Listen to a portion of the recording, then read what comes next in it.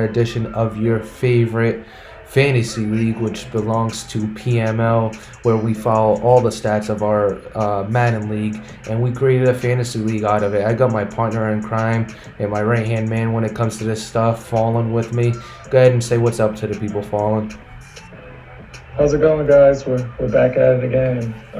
Hope you guys liked last week's episode. We're here to give you another episode to kind of give you some tips and tricks on fantasy for week 3 in PML.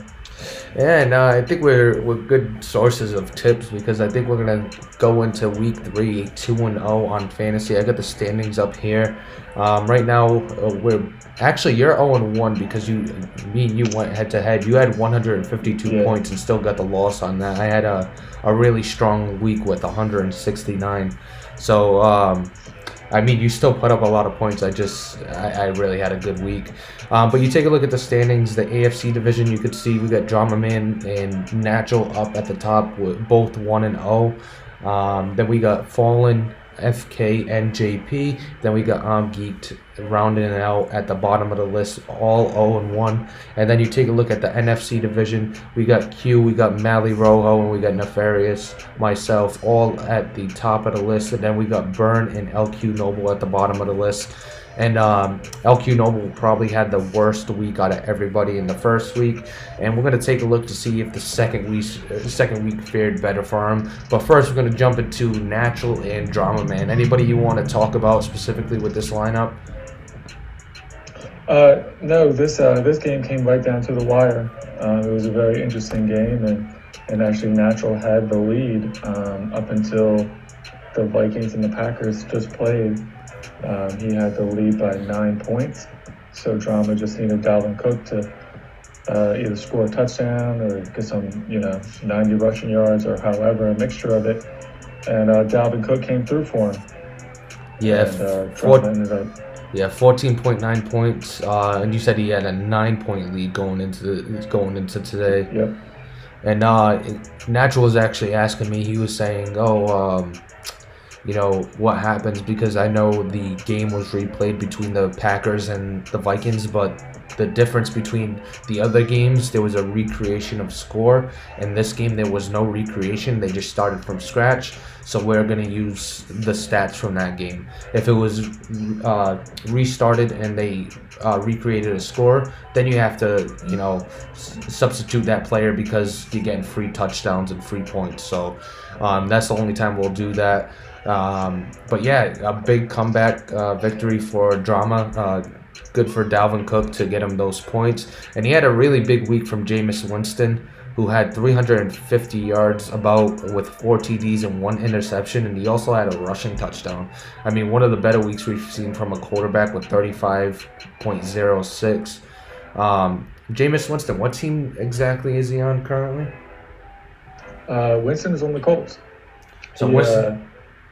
Yeah, go ahead. Yeah, Papa Greeny got him in free agency, and he gave him a monster contract. He had season 1, he was rolling with Rivers and Eason, but he's using Winston this year, and they went against the Chiefs, completely dominated the Chiefs. Oh yeah, really good matchup there. 53-11 victory there. So, and we'll have a lot of points and. Yeah, he had a ton of points, and we'll actually see his counterpart in that game, Patrick Mahomes. It went the complete opposite. When we get to him, we'll talk about him. But then you take a look at Natural's lineup. Another big week for J.K. Dobbins. I believe in week 1 he had a couple rushing touchdowns, and this week he had 3 rushing touchdowns on 155 yards, and he also did some damage in the passing attack with 5 receptions and 41 yards. I mean, J.K. Dobbins seems to be a key guy for him. And then he also had Rico Gafford, who's been a steal for him so far this season.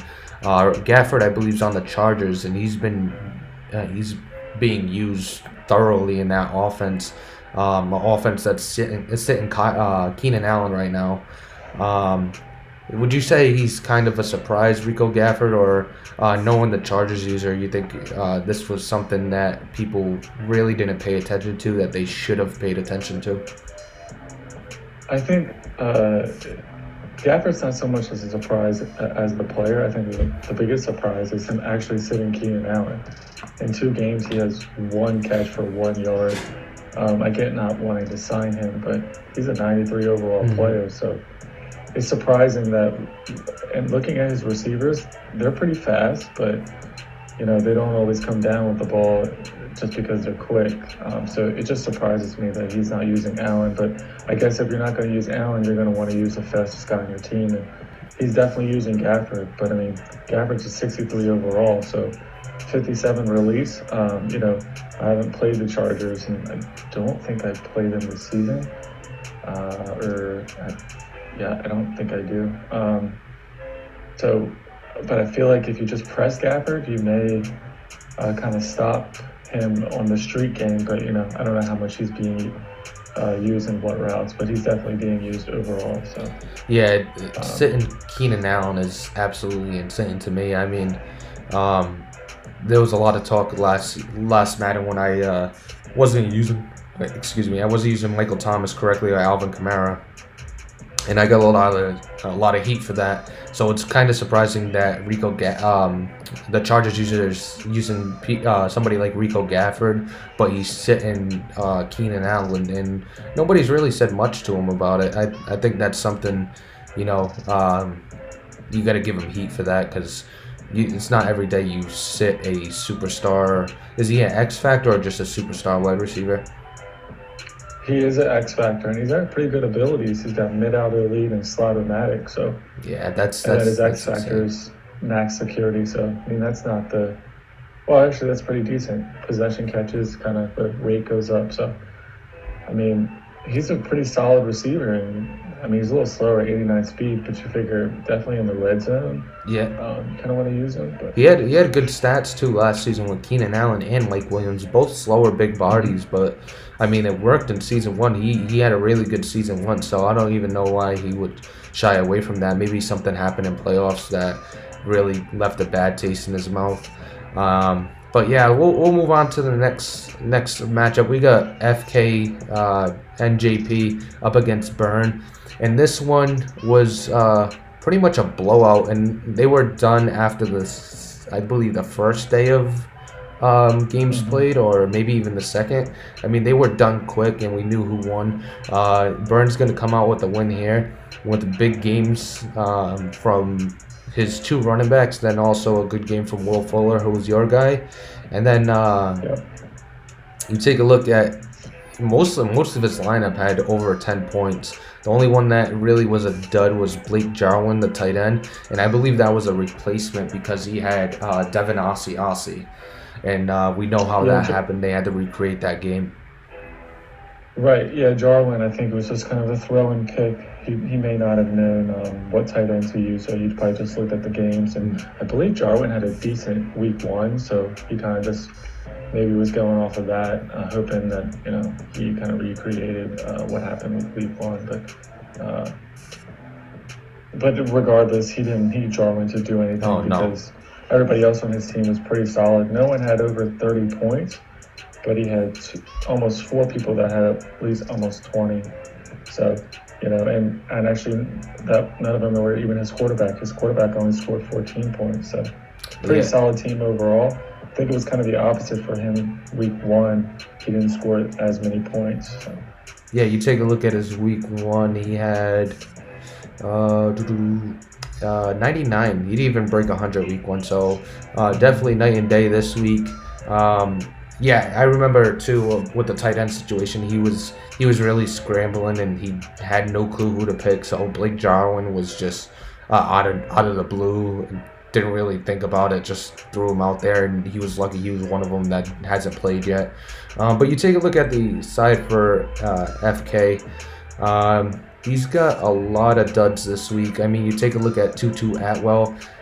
He started him for the second straight week, and he had a bad week one, and week two is just as bad as week one. Not really starting off the season like a lot of people thought he would. There was a lot of boasting in the preseason how much he would use Tutu Atwell, and I guess that's why he went so high in the draft. I believe he went as early as second round in the draft.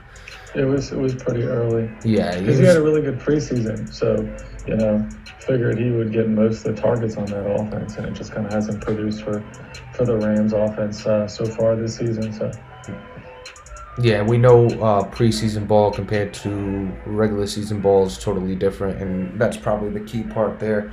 But then you take a look at Travis Kelsey, who he also drafted, and he is also having a really tough go of it this season. That whole Kansas City Chiefs team is having a tough go of it. Even Tyreek Hill, and yeah, I mean, I don't know what else he could do at tight end. I mean, he picked a big name and somebody that should be putting up points, and it's really firing back at him at this point. Only one catch for 4 yards in this game against the was it the Colts? Yes, it was the Colts in the mhm. 53-11 game. So I don't know what's going on over in KC, but you need to be feeding your monsters and Travis Kelsey and Tyreek Hill. We'll get it. We'll take a look at Tyreek Hill. I believe he was in the starting lineup as well. But you got anything He to say was. about the Chiefs? I think the Chiefs are struggling, but actually, I think they have a. I think they might bounce back here going into Week 3. So don't give up on those guys just yet. Um, I'm trying to see who they play, but I believe they it's the Broncos. I believe the Broncos is it up is the next for 'em. Broncos. Yes, it is the Broncos. So both teams are Broncos and the Chiefs are kind of struggling. Um, the first couple weeks of the season. So I think that's a pretty favorable matchup for the Chiefs player. So if you're FK and JP, you're not worried too yet. I think the Chiefs have a ability to kind of bounce back there. And it's funny because FKJ and JP is the Broncos user, so Travis Kelsey will be unavailable for that for next week for him. Hmm. He's gonna have to go with his backup tight end. I actually just checked to make sure he had one. So he's gonna have to go with, I believe it's Cole Kmet. Not sure what team he plays on. It might be the Jaguars, if I'm not mistaken. I'm trying to think of what team he plays on. I Uh, think he is on the Bears. I don't know why the Bears come. oh yeah, it might He's be the not a Bears. name. Yeah, I think it's the Bears. Although he's not a real known name. Um, yeah, he is the Bears. He was a rookie wide receiver last year, and he's actually done pretty decent. He had 73 catches or 73 yards this week 2 and 36 yards week 1. So Yeah, so FK, uh, if you watch this, make sure you get Travis Kelsey out of your lineup because that if you start him, it's going to be an automatic zero on your lineup. You're not going to get any points for him. So let's jump into the next one. It's myself up against LQ Noble, who had a rough week 1, and it looked like it continued in week 2. I mean, you take a look. We talked about Patrick Mahomes briefly when we talked about Jameis Winston, and mhm. absolutely atrocious this week with a negative 12 points. I don't think I've ever seen that many negative points on one player, but he had 7 interceptions, 89 yards passing, had a fumble loss, and did not have a passing TD, didn't break 100 yards passing. I mean, it was just a terrible week for Patrick Mahomes, and it's tough to see. And then you take a look at the rest of his lineup. I mean, DeAndre Swift is not getting a lot of love. Then you take a look at Jalen Rieger, who's not seeing a lot as well. I mean, this whole lineup that he has is struggling. Um, I don't think he has one guy. Well, he has two guys that broke 10 points, but nobody even reached 11. I mean, he had one, two, three, four, five guys under 10 points, and Tony Pollard played too, so he was under 10 points. Did Hayden Hurst play as well? Hayden Hurst did play, but he only caught one catch for 15 yards. He only scored 2.5 points. Oh, Jalen Guyton is the guy I'm looking at. Jalen Guyton. Oh yeah, Guyton played, but he did not get any looks. So I believe that that's that for like is the second thirty-one point week one in a row. six. 31.16 is his actual score. No, not waiting on anybody. That's his actual score. I mean, Yeah, I think that's one of the worst scores we've seen in fantasy, obviously this year, and looking back into last year, I think we didn't see any scores like that. I know fantasy was a little different for PML, but we still had lineups and whole teams. But that negative 12 really hurts him. And when you look at his team overall, it's not a bad team. On paper, it's not a bad team. The Hayden Hurst start is a little iffy because he doesn't really get that many looks going into each game over for the football team. But other than that, Tony Pollard's kind of a hit or miss because you got Ezekiel Elliott over there in Dallas. But this team should be producing on paper, and it's difficult so far this season, and I think LQ is really going to have to think about who he starts moving forward because he's not going to be able to compete with anybody only putting up these low numbers. And you take a look at his. I'm on his lineup page right now, and you take a look at it. I mean, instead of Patrick Mahomes, he could definitely go with Trevor Lawrence.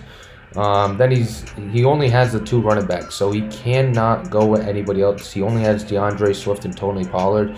If he watches this and listens, pick up Ty Chandler. That's a running back that's going to be on waivers, and I mean it's coming from my offense, and I know it's not the best offense, but he had 237 yards and 2 touchdowns last game, and he's being used a lot, so he's going to get a lot of touches. So for your sake, you need that third running back, especially when these guys have buys. Then you take a look at his wide receivers. He only has 3. I don't know what he was doing when he was drafting, but he's got 4 tight ends. Taysom Hill is listed as a tight end. Now, in game he's a tight end, so I think that's why I listed him as that. I gotta double check in game because I'm pretty sure he's a tight end. Do you mind? Can you check that for me? Yes, I'm actually looking up that. I know he's on the Lions. Actually, no. The Lions have him as a quarterback. So now he's a quarterback. So that's actually gonna get changed right now. So he is going to move up all the way up. And it actually looks like the Lions use him all around. This week he actually scored a rushing touchdown, played 10 downs, and then last week he also had a rushing touchdown. So he had more points than Patrick Mahomes. I mean, at this point, you go with Taysom Hill over Patrick Mahomes. Trevor Lawrence, though, has been a really good season, so you could go with him. Yes. I mean, you definitely got to go with Lawrence over Taysom Hill. And here's the thing: I don't know if he paid attention and changed his lineup or didn't touch his lineup. So that's going to be a big part of fantasy. You guys have to be active and have to look at your lineup or try to play matchups. It's like regular fantasy. You're not going to put the same lineup in every week and pray for the same results. But yeah, let's move on to the next one. I'm going to talk about Q and Mally Rojo. Unless there's somebody else you want to talk about on Nefarious' side, but I had a rough week with only 89 points. A lot of duds this week. I went with Tom Brady over Trey Lance, and I think Trey Lance had a better week. Philip Trey Lindsay, Lance, I think, actually got hurt. Oh, actually, yes, he did in the second quarter, so that was big. Good thing I did go with Tom Brady, but I had to go with Bryce Love because Philip Lindsay was my heavy hitter, but they had to replay their game and recreate a score, so I couldn't play him. And then Darius got you 19 points. Yes, he got me 19 points. It wasn't terrible, but I think with Philip Lindsay again, close to 25, maybe 30 points. So that was big. And then Ronald Jones didn't have a good week, who I started in my flex. Thought he had a good matchup, but he only got 8.6 points from me. And then Darius Slayton. I wasn't sure where to go with wide receiver, so Darius Slayton was the guy. And he didn't really have a good week, even though I thought he would have a lot better week than he did. But yeah, anybody you want to talk about on that side? Yeah, I think the biggest name on your list that's kind of a dud so far is T.J. Hawkinson. I mean, he's a premier tight end on that Lions offense, and he's just not getting used. Looks like he didn't get used this week, and he didn't get used week 1. So, Matthew Stafford was one of the league leaders in passing in season 1 in PML. So it's kind of surprising to see Hawkinson kind of having a pretty tough year. I know the Lions actually lost in week 2, but they won in week 1. So, um, going forward, you may have a decision to make on your hands at the tight end position. Yeah, exact. I don't think I got another tight end on my roster. I got a double. No, I do. I actually got the rookie tight end from Washington.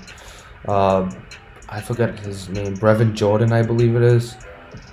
Yep, Brevin Jordan, and I haven't plugged in his stats. I might go do that after this stream, and see exactly how he's performing on the season, and maybe he's somebody I move to going forward. But from what he told me when I drafted him, that he's not going to use him much. But yeah, that tight end, T.J. Hawkinson's really hurting me at this point. He needs to step his game up for me. If I want to, win the division and hopefully make a run in the playoffs. But 1-0 so far, so he's not hurting me yet. So hopefully that maintains, and we might have a special guest coming on. Yeah, just for Jordan, it doesn't look like Jordan's getting used too much. It looks like Gerald Everett is the premier tight end in that offense, but he drafted him pretty high as a rookie. I believe Jordan was drafted in the first round. Yeah, first round, pick 27. So, I think eventually he'll get used. Plus, he's a pretty good player overall, 87 speed, 88. Yeah, Brevin Jordan, I thought you would get used because, like you said, he was drafted high. But, it is what it is. He's not getting used, so I might have to go into the waiver wire and pick the tight end up. Let's jump into the next matchup. We'll actually save that one. We'll go into Fallen, yourself, and Geeked. You still have one guy that hasn't played, but that's your kicker, who you had to sub in for Aldrich Rosas. Brett Mayer, who's the Browns kicker, but that looks like it's going to be a fearsome. But you had a really strong week all throughout. A couple guys had a couple bad showings. I believe Mike Thomas, and then Evan Ingram both had tough goes of it this week. But when you look at Austin Eckler, and then you look at Miles Sanders, they're really having a strong season for you. It looks like Austin Eckler is the only real threat in that Chargers offense right now, besides Rico Gafford, and then Miles Sanders. That's 2 straight weeks where he has 35 plus points. He's the key focal point of that offense in Philadelphia. Yeah, and that's kind of when I drafted Sanders. That's what I was hoping for. I know you've heard the Eagles owner kind of complaining about Wentz and overthrows and whatnot in his game, so I was hoping that he would use Sanders more and kind of limit the turnovers. And so far, in the first 2 weeks, he has done exactly that. I think he has a tougher matchup going into week 3 against the football team, who has a premier defense, but Sanders, I think, will still get his touches. Was a little disappointed with Michael Thomas. I think he had a better week 1, but I know Trey Lance went out, halfway through that game, so that could have helped. And then with Evan Ingram, it's kind of hit or miss. I think he didn't have too many points week 1, but with 90 speed at tight end, he is a threat to score in any position on the field. So I'm pretty happy about my team. It's the second week in a row scoring over 150 points. So, it's disappointing in week 1, but that's kind of how fantasy goes. You could have, 3 or 4 other owners that if you were matched up with that week that you could win. But, unfortunately, we got the loss week 1, but it looks like week 2 they're going to even that out and start winning. Can you say that one more time? And welcome in our special guest. We got our boy here, Q. Quentin got it. Welcome to the show. Kind of a mid-show join here.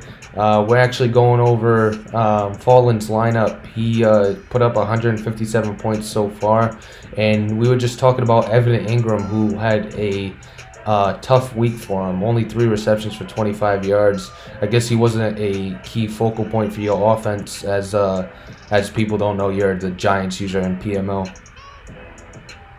Yeah, what it do is your boy Q. I don't know where my offense is right now. I'm definitely going more to Saquon this time around. But I think in that game against the Falcons, it was just so many picks and pick sixes. I didn't really get a chance to get into my offense. And so it was more so the second half, me just running the clock and not really passing the ball because I was already up on 28. So I apologize for all that.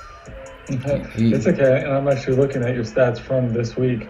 It looks like you featured Jordan Thomas, your second tight end, a little more. So I didn't get a chance to watch your game, but maybe the Falcons kind of keyed in on Ingram and you had Thomas open more so. And they got yeah, definitely. They got a lot of fast linebackers over there too, so that's a tough matchup. Mm-hmm. Yeah, I think that's part of it definitely. Even my first game, Evan Ingram was getting keyed in on a lot when I played CEO. Even Thomas open and he got some big catches in that game, even though we fell short. But we definitely gonna see Evan Ingram go crazy. Just wait on it. But I mean, I feel bad because you've been going crazy for me falling with Deshaun Watson and the young back Hawkins. Like, I mean, you've been doing a thing. Yeah, we're gonna. Yeah, speaking on that. Yeah, go ahead. That's our last matchup of the week that we were saving to kind of go over. Yep, because I knew you were hopping on. We saved your matchup, the last matchup of the week to go over. And you've had 2 solid weeks back to back. The first week, actually, you had the most points. Behind, I believe it was just me, but out of everybody else, you had the most points by like 0.4. And then you take a look at this week, you have another strong week with 134.04. But you have a tough matchup this week with Maui Rojo, whose Vikings defense just gave him 29 points to put him up to 163.86 points. So it's going to be Curtis Samuel looks like he got no points for you, and then Odell Beckham Jr., you're going to need at least 30 points from him to beat Maui Rojo this week. And seeing how it's going to be a fair sim, I don't know if you'll be able to get those 30 points. I mean, looking at the way HD's playing right now, definitely not gonna get those 30 points. They're playing right now? Yeah. Oh, awesome. Yeah, so, it's the first quarter of the game. There's a lot of crazy stuff going on, but it doesn't look like I'm gonna be getting those. But I mean, basically what I did to make my team was, of course, Fallen passed great, and then I went with a lot of the Dolphins players, and those are 2 guys that were in my division last year. So I know they're very offensive-minded coaches. I know they can be successful offensively and they can find a way to get it done. So just out of respect for those 2 guys, I picked up 2 guys from both of their teams. I knew I didn't have to play them either, so that definitely helps. But shout out to Fallen and Mike because they keeping me up there in them points. Yeah, you got a huge week from Javion Hawkins, the rookie, but Deshaun Watson really shit the bed this week. He had 3 picks against the Arizona Cardinals and only 1 TD. I mean, tough week from him, but I think Javion Hawkins picks up for any slack left behind from Deshaun Watson with over 40 points. It's like however it goes, I get some type of benefit. Either Fallen's going to go off with the running back or Deshaun Watson's going to have a big day, so I'm happy with that combo. Yeah, and speaking on Deshaun Watson's rough day, going into that game, I was very driven on running the ball, and which I definitely accomplished. But some of the picks, I think one of them came from a playmaker up the field to Cooks, and his linebacker just made one of those jumping 10 feet in the air Madden 20 picks, which was a little frustrating. And I think another one was where his DB, Patrick Peterson, kind of made a great play on the ball. But I know I got behind in that game, but I kind of wanted to run the ball. But to your point, I could tell watching the game that you had a dev story. I was like, oh, he's not throwing it. Oh, yeah, he got a dev story for the rook. Yeah, shout out to Madden for giving me my first dev story of the PML season. J.D. Hawkins had a dev story, which was great. But yeah, between those 2 guys, you got over 50 points. So it's just like both of them scored 25. So Yeah, exactly. can't And lose. another rookie that probably had a death story, Rashad Bateman on your lineup. One of the Dolphins guys, 8 receptions, 100 yards, 2 touchdowns. So he had over 30 points. Well, he had 30 exactly. So a big week from him. You just had a tough week from Eric Ebron. And you don't really expect much from your kicker. You got you 4 points. But Eric Ebron's the big name that if he had at least a semi-decent week, this could be a closer game right now. So tough hit when it came to Eric Ebron, and he had a favorable matchup, I think, with the Oakland Raiders, who I don't think are the best defensive team, but maybe that Pittsburgh offense just isn't diverse or lethal enough when it comes to that side of the ball. And I think just in that game in general, I honestly didn't expect it to be that close. I definitely thought Drama was the better coach going into it, and he was going to go crazy. And, I agree. I mean, just last year, I don't know if you played Drama at all, Nefarious, or watched him play. He loves to throw tight end corner routes. Like, that's one of the staples, the offense he runs. So I'm thinking, okay, let me get Ebron. He's going to, even if he doesn't catch it, he's going to get like 6 targets a game. But he's kind of getting away from that. I think he has that rookie back, and it's making his eyes big, so we're seeing a lot more running out of him. He's just leaning on his defense. Yeah, and that rookie that rookie back's got 95 speed too. Yeah, so you got a new toy like that. I mean, you're gonna be using it heavy. But you take a look at Mally. He had a good week all around. A few duds when it came to Jonnu Smith. Not really a dud. I mean, you get 7 points from a tight end. It's not a bad week. But then you got 21 points from Tua, 26 from Todd Gurley, and then 32 from Zeke Elliott. Really strong week for him. And then Amon-Ra St. Brown from the Lions had a really good week with 162 yards with a touchdown. And then the Vikings defense almost had 30 points for him too. Looks like the Packers checked out, midway through the game. On the stream, he started complaining about the quarter length and hating the Packers and stuff like that. And he was like borderline ready to quit from our point of view. So it didn't help. It didn't help your odds that the Packers didn't really show up and kind of got manhandled and really gave Molly Rojo a strong lead, because before that game, you guys were pretty close to tied. Yeah, I think I have Devontae Adams, so knowing that bit of information you just told me, hopefully there'll be a new Packers user soon, and I'll be able to put Devontae Adams in the lineup. This was the week to play him. I don't think you want to go see Devontae Adams' stats, but this was the week to play him. He had over 200 yards and I think two scores, so he went off this week. So it's tough to see that on your bench. Yeah, definitely gotta go back and look at some stats and rework it. I think we could be higher. I think we could win every week. Oh yeah, you got a solid lineup. I'm actually gonna pull up your lineup right now. You take a look at your lineup. You got Deshaun Watson, Joe Burrow is your backup. Then you got Matt Breida, Javion Hawkins, and Chuba Hubbard, who's with the Chiefs, and it seems to be the only part of the Chiefs that seems to work at this point. Then you got Odell, Rashad Bateman, Devontae Adams, Curtis Samuel, Justin Jefferson, Cooper Kupp. Only one tight end with Eric Ebron, so you might want to look at the waiver wire and drop one of those wide receivers for another tight end, especially with the way Ebron's been playing lately. And then you probably get the best defense in the league with the Patriots defense. I mean, you got a really good lineup. Even though you were half checked in, half checked out towards the end of the draft, I think JT did a little courtesy to you and made some good picks. I think you need another tight end just to play matchups with when it comes to Eric Ebron.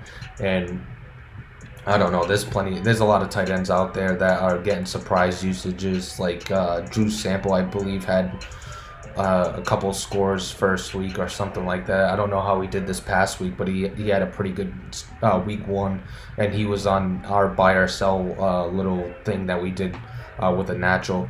So how do you feel like when you look at your lineup? You think you could run deep into the playoffs and possibly win the division, huh? Yeah, definitely. I mean, I got a lot of good pieces. I'm gonna lean on that Patriots defense. I'm gonna lean on those running backs and Deshaun Watson. I was watching the Jazz game, and I believe that's who has Cooper Cup, right?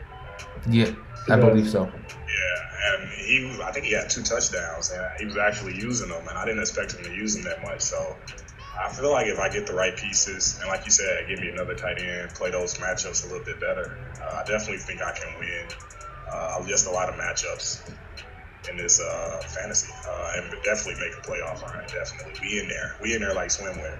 Oh yeah, oh yeah. So- I believe playoffs. I'm pretty sure is gonna start after week 13. Let me take a look at the schedule real quick. Yeah, so we got 13 weeks. So week 14 is gonna be the first round of playoffs. I haven't really decided how the playoffs are gonna map out, but we're gonna probably do week 14 and week 15 and week 16. So 3 rounds of playoffs. We'll figure out exactly how that's going to map out when we get closer.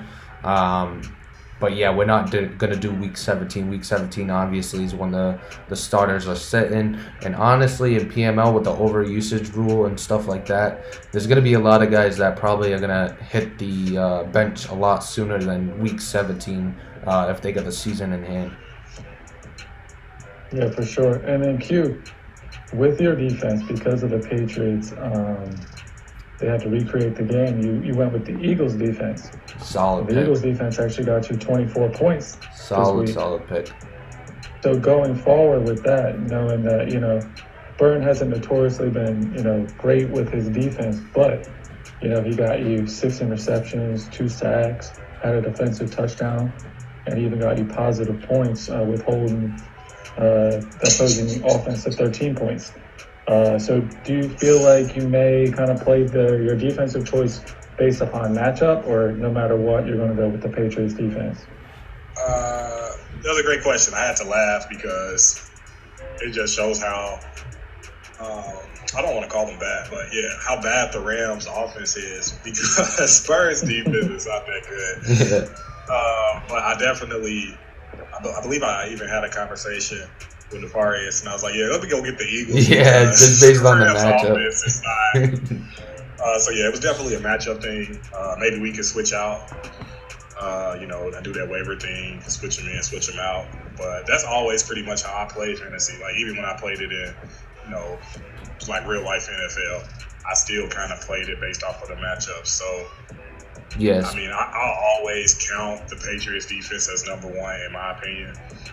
I'll take that defense against pretty much any team in PML. Yeah, you're gonna get a solid week out of the Patriots no matter what. But like you said, in real life fantasy, NFL fantasy, I mean, you play defensive matchups, and there's such a I don't want to say skill gap throughout the league, but there's certain users there's such a big skill gap that if you play that defense, you're probably going to get a lot of points. And the Eagles versus the Rams was one of those games, and the Colts versus the Chiefs was one of those games. As you can see, they both had very solid weeks. I believe who had the Colts defense? I think we already talked about the Colts, or nobody had the Colts defense. Nobody had the Colts defense this week. And they had a phenomenal week. The Giants defense had a pretty good week too. Actually, they gave up no points. I don't think we gave up a touchdown in the last 10 seconds. But the other 2 points he scored were, offensive turnovers that turned into 6. So I mean, you never know when it comes to defense, but you can definitely play the matchups. But I don't think anybody saw me blowing out the Falcons like that. So that probably would have never happened, especially how shitty my defense was last year and how shitty it was against the Cowboys. The Giants just don't have the pieces. It's not even against you as a user. It's just the Giants are such a bad team.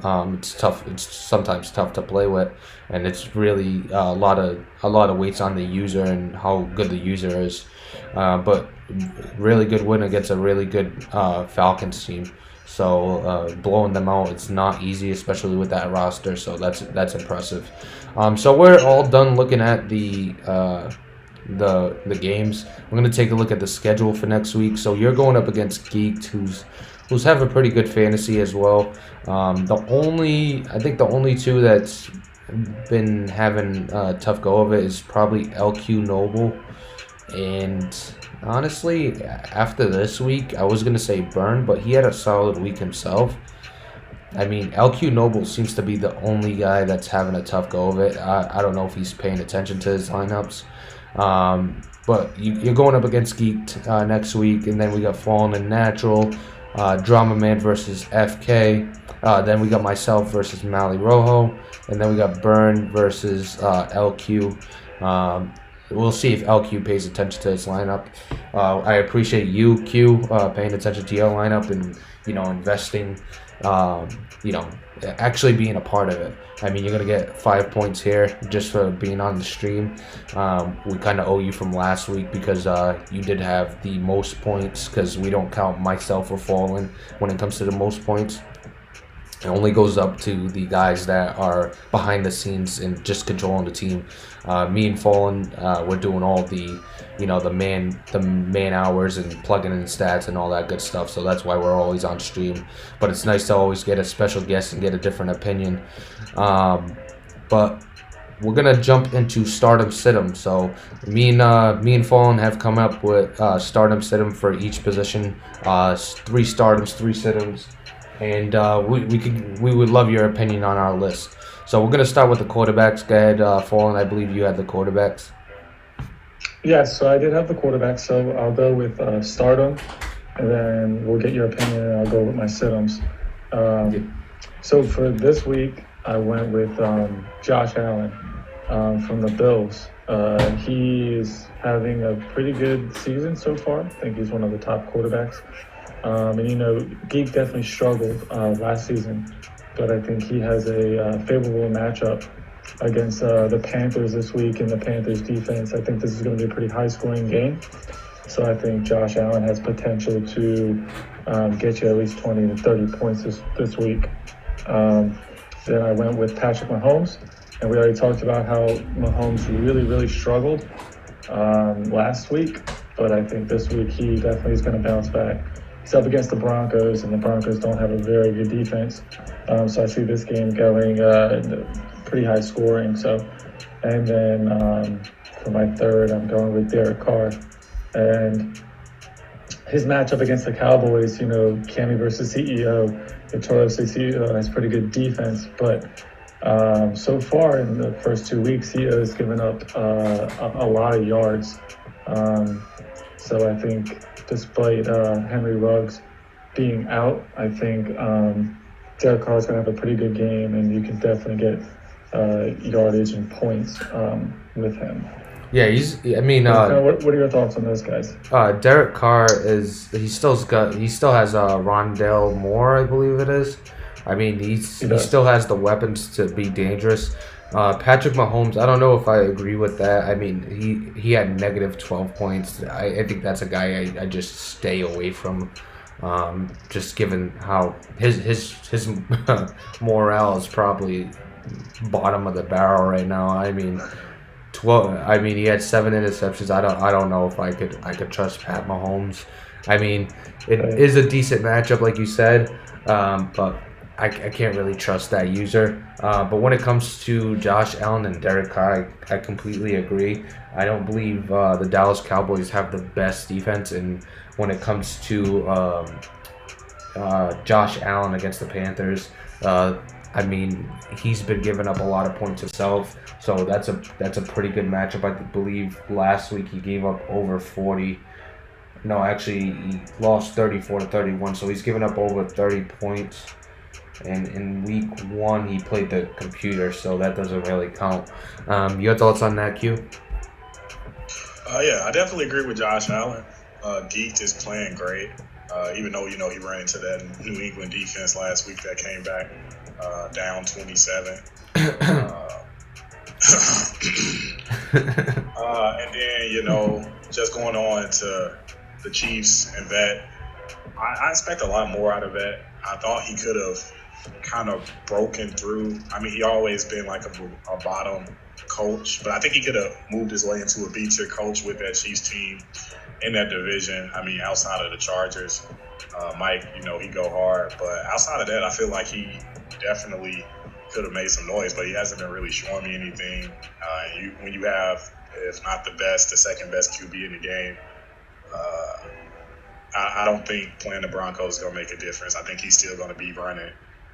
And then for CEO, I can't really call it because week 1 he got a lot of open guys that just got the ball hit out last second, and it would be a tipped up interception. So I kind of agree with him, well, not him, but with you guys on that pass defense. I don't think it's the best, and Cam kind of surprised me with how he played against that Steelers defense last week. So I'll probably put him second as a starter, but I agree with all of those. Just not the vet one. No, that shit. And I see you guys' point, but I'm looking at this matchup, and this matchup looks great for vet. Yeah, you look the at Broncos are giving up the most points. The most yards with 900 yards giving up, and the second most passing yards with over 600 passing yards. I get he may turn the ball over, but this matchup is just too hard to stay away from. I think that's going to really kind of turn the if you ship. force 5 passes to Hill against him, I'm sure he'll catch 2. So, yeah, that makes sense. I got you. And it's pretty funny when it comes to the Broncos. They actually just went up against the Ravens, and I believe, I think this game was out of hand almost immediately because Lamar Jackson didn't have a great week, if I'm not mistaken. I believe he had a subpar week compared to his first week. Yeah, he only had 12.72 points, so not the greatest week from him. So, I mean, they played well against the Ravens, so who knows about the Chiefs, especially with his prone ability, or whatever you want to call it, to throwing interceptions and making mistakes. But let's jump into your sit-ems for quarterbacks. Just read those off, and then from now on we'll just read off the stardom and sit-ems and then give our opinions on both. Perfect. So my sit-ems for quarterback, Carson Wentz first and foremost. I think that Eagles offense is going through Sanders this season, and Carson is really struggling when he's throwing the ball. He's 4 interceptions and only completing 62% of his passes. Plus, he's going against the football team this week, and they have a pretty good defense. So I think Byrne is kind of going to struggle if he leans on the pass. And then this is a surprising one, but Tua. I think Tua's kind of struggling this season. We saw that in week 1 against the Jags. Kind of bounced back in week 2. But he plays the Patriots defense this week. So I think he's going to struggle this week. So, And then my third one is Dwayne Haskins. We saw the Eagles defense have a lot of turnovers last week. I think this game's going to be either high scoring because there's a lot of turnovers, or it's just because both teams are going to try to run the ball. But I don't like either quarterback in this matchup. Haskins has 1 more touchdown than he does interceptions with 6 and 5, but he's only completing 58% of his passes. So both those guys I would sit this week. Yeah, Carson Wentz. He's Miles Sanders is going off, so I believe Carson Wentz isn't going to get much action, especially against a good user. He's probably not going to use him much. The one guy I probably don't include on our stardom or sit-em, just really up in the air, is Dwayne Haskins. I mean, Q mentioned it a little earlier ago. The Eagles' defense is not the greatest, so who knows exactly what you get from them. But let's jump into the stardom sit-em for running backs. We got my starter sit-em. I got Ty Chandler. San Hold on, Francisco's. hold on. Can we go back? I really want to speak on that QB one. Oh, go ahead, go ahead. I played both of those guys twice a year last year in the Eagles and Carson Wentz and Dwayne Haskins. And I will tell you this right now. Dwayne Haskins is a shitty QB, but T. Bandit is a top 5 passer in PML. And he's going to pass all over that Eagles defense. Mark my words. I promise you. Now, the Eagles are going to run. He's going to try to get that old thing back that he had with Hines. But T. Bandit is about to pass all over this man. Oh, yeah. Eagles has a really bad pass defense. Yeah, I promise you. Yeah, if I can pass against you, you have really bad pass defense. Yeah, I agree with that. I don't think the Eagles' defense is as good as they were this past week. That's the one thing. I think it was just a favorable matchup this week for them. When you take a look at my, we're going to go through my stardom and sit them for running backs. I got Ty Chandler, 49ers going up against Arizona.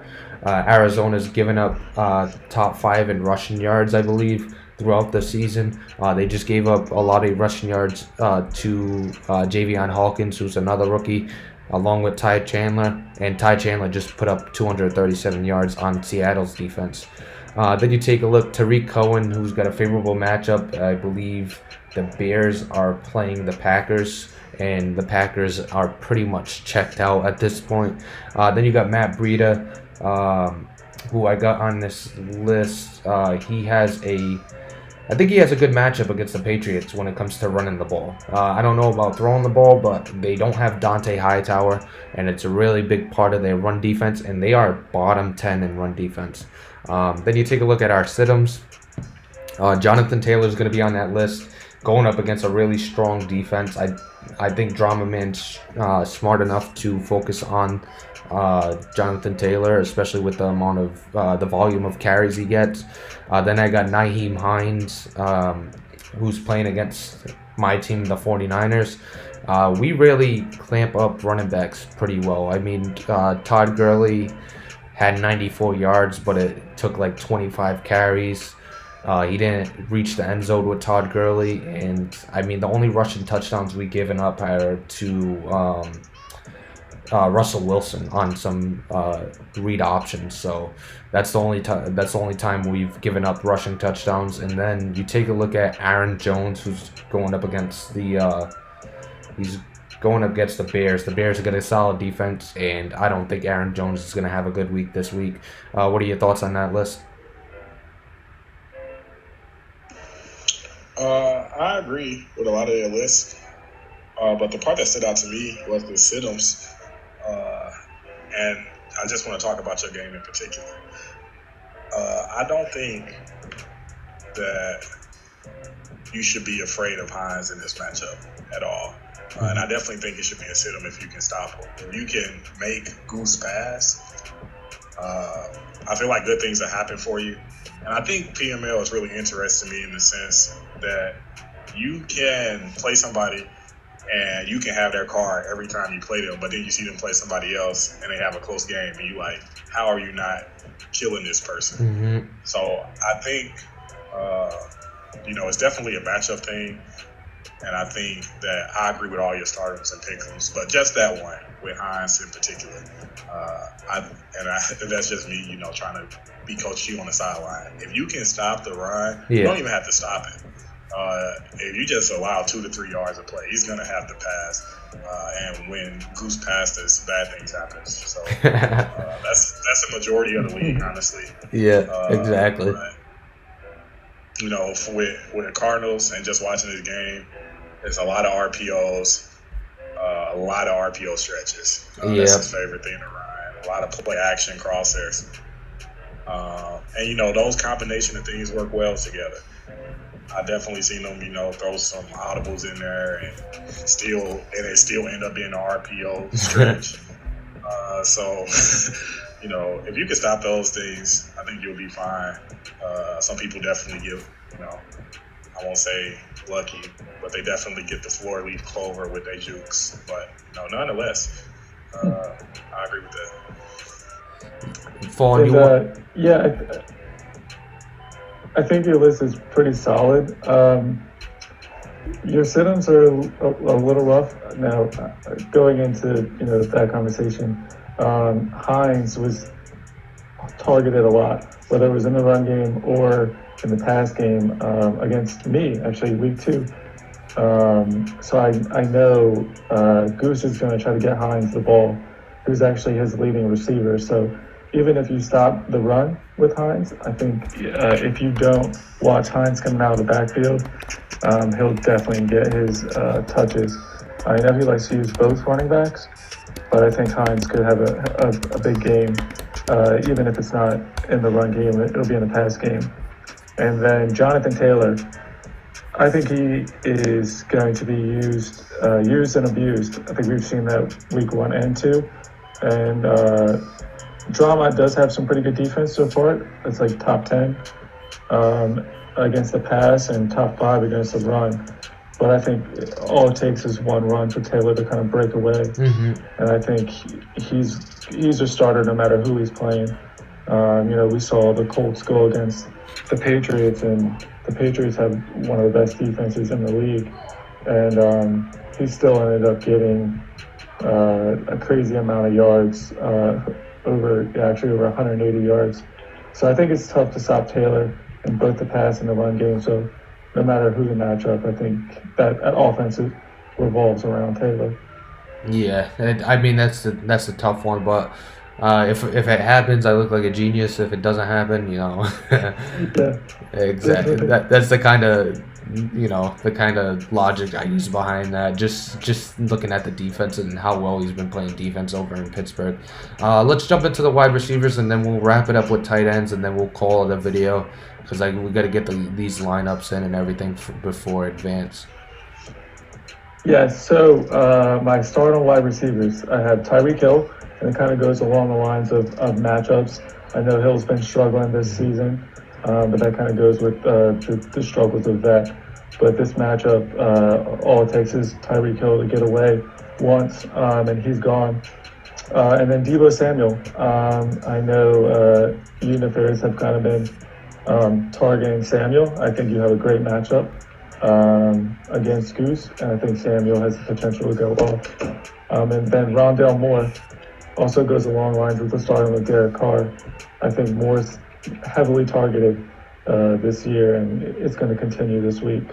Going into my sit-ems, one of the premier wide receivers in the league, and DeAndre Hopkins, over with the Cardinals. I don't think Goose is really kind of keying in on DeAndre Hopkins this year. And that 49ers defense is looking tough right now. So I think Hopkins is going to sit until it's kind of shown that he's going to be, more involved in the offense. And then one pick that was surprising in the draft, which was, suggested by JT, but in Curtis Samuel, he really isn't getting used in that Panthers offense. And I think until it's kind of proven that JT is going to use him, you got to sit him. Yeah, and then another guy who was drafted in our draft on the Eagles offense, Kiki Kuti. He came to the Eagles last season on a trade and really had some pretty good stats the last half of the season. But so far this season, he's just not really involved in the offense at all. And so with all three guys, until they're kind of proven that they're going to get targeted, I'd kind of keep them off your lineups. Yeah, I agree with you because I'm definitely sitting Curtis Samuel ass. I'm surprised with the Deebo Samuel. He's having good weeks. He hasn't really broke off for a huge week. He's having solid weeks, at least 10 plus points. Kind of a blanket, if you want to say that. He's going to have a decent week. Nothing crazy, but he's not going to be a complete dud. And Tyreek Hill is the other one. Like I said, I don't really trust that Chiefs offense right at this point. I mean, it's a good matchup, like you said. I just don't trust that Chiefs offense at this point.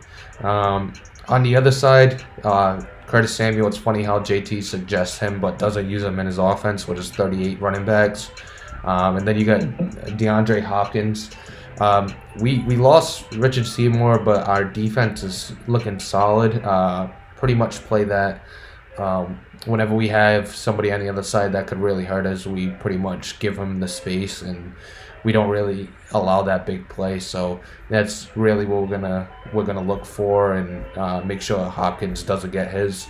Uh, but it's one thing to say, it's another thing to do it. But let's jump into the tight ends. So my startup sitting for tight ends, I got T.J. Hawkinson of the Lions. I think he's due for a big game, especially against the Bengals, who seem to have the Lions seem to have a favorable matchup against. Then you take a look. I got Gerald Everett.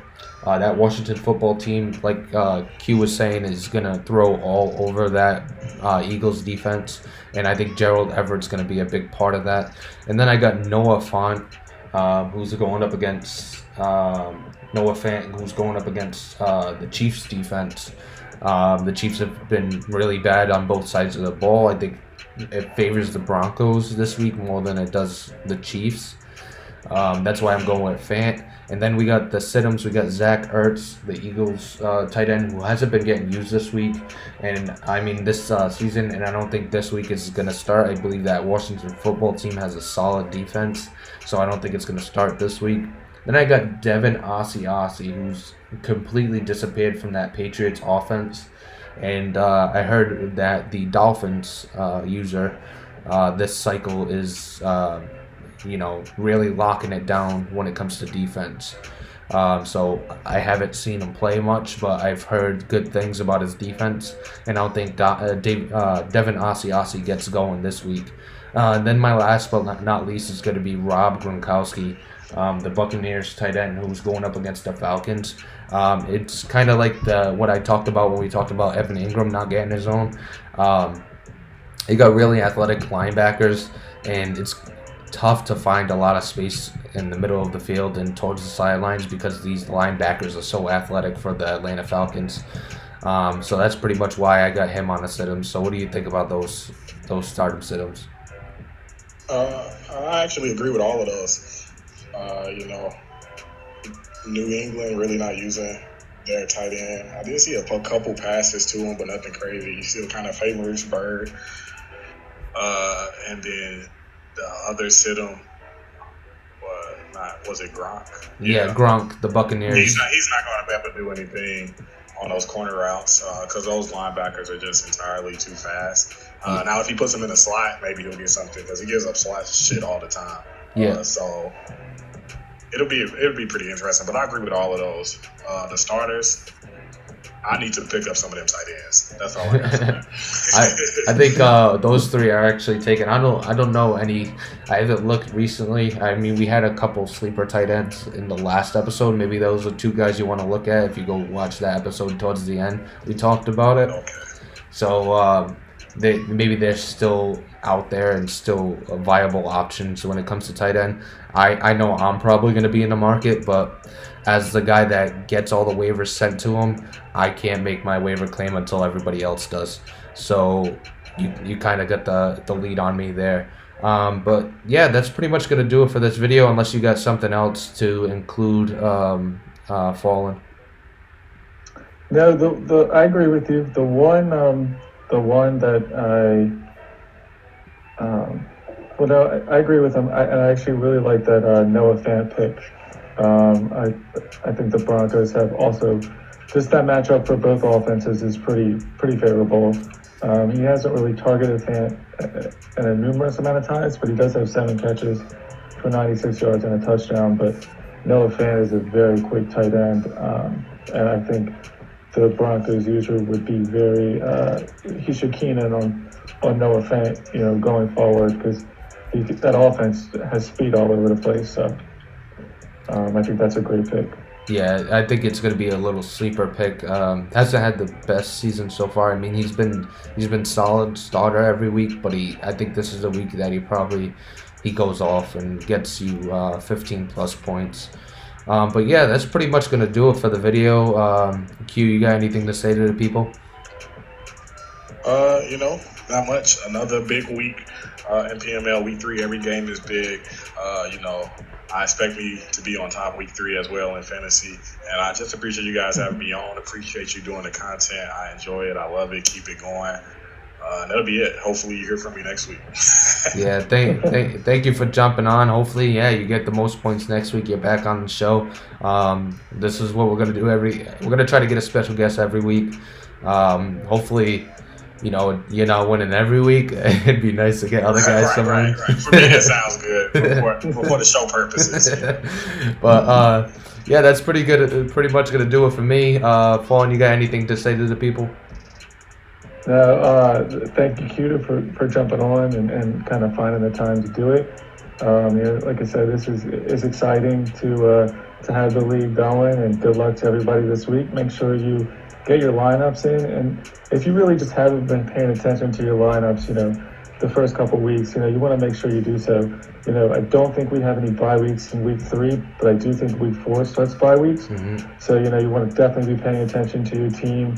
Before advance, want to kind of get them even before that. Just make sure you're paying attention to those bye weeks, and if you need a guy, get your waiver claims in. Yeah. You don't want to fall behind, in fantasy, because we got guys that want to jump right on. And as kind of we've talked about in previous episodes, next year we're going to be opening up fantasy to more teams.